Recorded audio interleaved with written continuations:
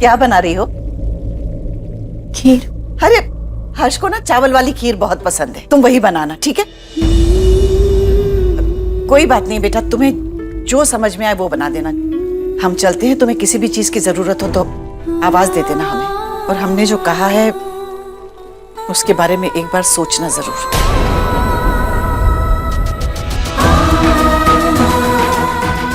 सच क्या था ये कैसे पता लगाते हम?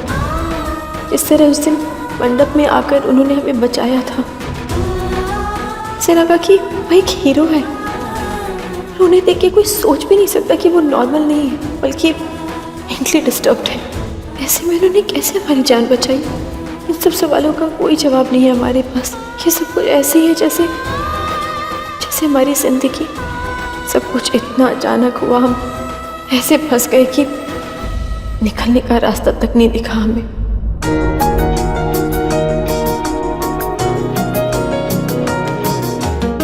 मैं अगर अपनी गुड़िया की हेल्प करूंगा ना तो वो मेरी दोस्त बन जाएगी, लेकिन मैं कैसे करूंगा?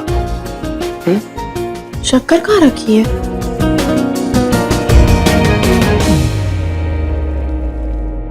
शक्कर? मुझे मालूम है, मैं आता हूँ। मैं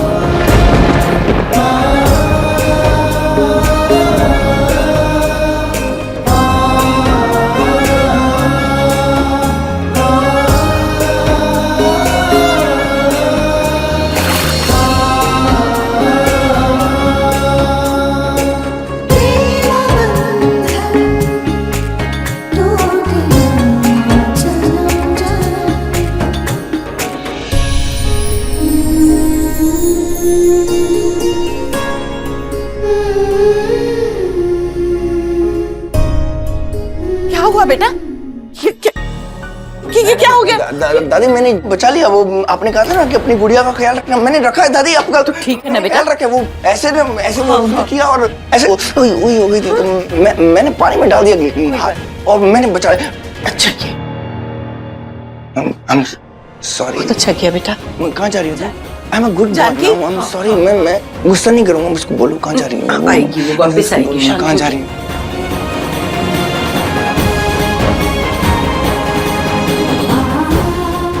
याद है आप ही ने हमें सिखाया था डेस्टिनी इंसान अपनी खुद बनाता है, पर ये डेस्टिनी हर्ष भैया ने अपनी नहीं बनाई पापा। ये डेस्टिनी हमने उनके लिए चूज करी है।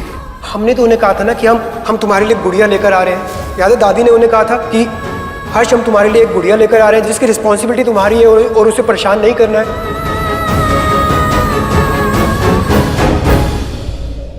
कैसे बताएं इन लोगों को? गुड़िया नहीं है, हम इंसान है जिसे दर्द भी होता है, तकलीफ भी होती है, जिसे समझ भी है। कैसे बताएं इन लोगों को? पापा से बोला था हमने, इतना बड़ा घर ऐशो आराम नहीं चाहिए, एक सिंपल सी जिंदगी चाहिए। पर अब जो जिंदगी मिली है उसको जिए तो कैसे जिए? जहाँ हर दिन एक नया झूठ है, एक नया धोखा है। क्या करें हम? अपने परिवार से बात नहीं कर सकते, कहीं किसी से मिल नहीं सकते, बाहर नहीं जा सकते,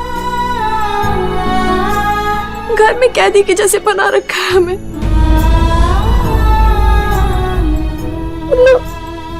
क्यों भगवान, हम क्या करें बताइए आप ही?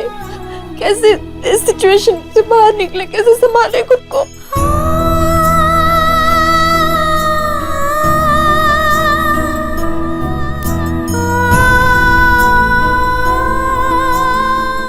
ऐसे मत बोल बेटा, सब ठीक हो जाएगा। कैसे ठीक होगा दादी? आपको पता है जब हर्ष सर ने हमें बचाया था तो हमें लगा वो हमें चाहते हैं इसीलिए बचाया, पर वो सब झूठ था। सब झूठ नहीं था बेटा, हर्ष जिसे प्यार करता है ना, उसे बचाने के लिए हमेशा तैयार रहता है। और तू देखना, तेरे लिए आगे वो क्या क्या करता है। वो अपनों के लिए कुछ भी कर सकता है, और यही सच है। अपने नहीं है मुनकिर दादी, खिलौना है, गुड़िया। हम मानते हैं बेटा कि वो तुम्हें खिलौना समझता है, लेकिन उसका दिमाग बच्चे का है। एक हादसे में उसका ये हाल हो गया। लेकिन ये भी याद रखना बेटा कि हर्ष अपने खिलौने को अपनी जान से भी ज्यादा प्यार करता है। उसके परिवार से कम नहीं है उसका खिलौना।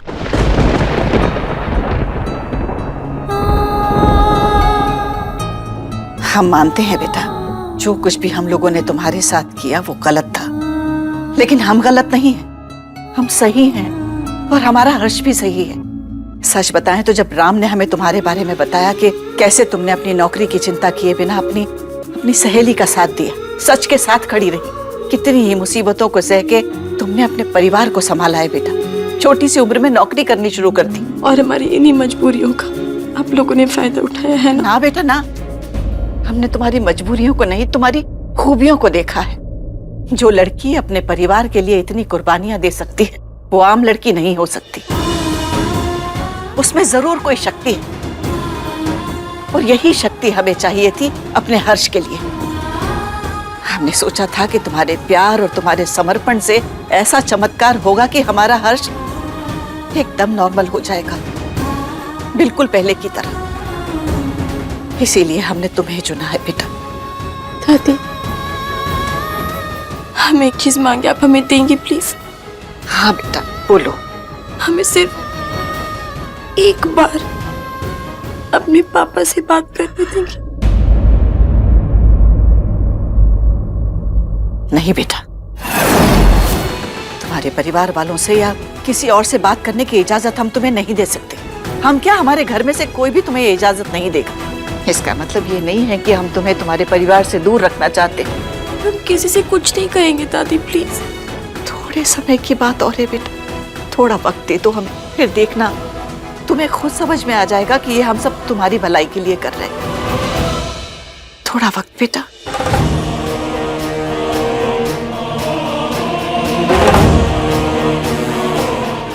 दादी, वो मुंह दिखाई के लिए मेहमान आने ही वाले होंगे। टाइम पे रेडी हो जाना जानकी।